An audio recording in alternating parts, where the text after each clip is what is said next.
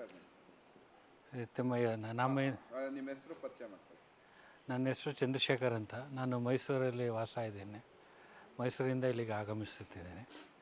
ನಾನು ಸುಮಾರು 9 ವರ್ಷದಿಂದ ಇಲ್ಲಿ ಸೇವೆಗೆ ಆಗಮಿಸಿ ಕಾರ್ಯಕ್ರಮದಲ್ಲಿ ಭಾಗವಹಿಸ್ತಾ ಇದ್ದೀನಿ. ಈ ಹಿಂದೆ ಸುಮಾರು 4 ವರ್ಷದ ನನಗೆ ಹೃದಯಾಘಾತ ಆಗಿತ್ತು. ಆ ಸಮಯದಲ್ಲಿ ನಾನು ಸುಮಾರು ನನ್ನನ್ನು ವೈದ್ಯಕೀಯ ಸಹಾಯಕ್ಕೆ ಕರ್ಕೊಂಡೋಗಿ ಒಂದು 2-3 ಗಂಟೆ ನಿಧಾನ ಆಯಿತು.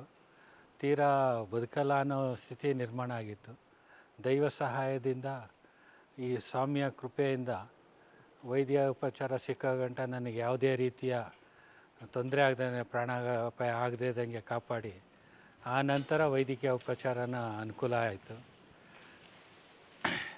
ಇಲ್ಲಿ ಸುಮಾರು ಭಕ್ತಾದಿಗಳಿಗೆ ಸಂತಾನ ಫಲ ಅಂತ ಬಂದವ್ರಿಗೆ ಸಂತಾನದ ಫಲ ಆಗಿದೆ ಮೆಜಾರಿಟಿ. ಮತ್ತು ಆರೋಗ್ಯ ಇದರಲ್ಲಿ ಸಂಪೂರ್ಣ ಅನುಕೂಲಗಳಾಗಿದೆ.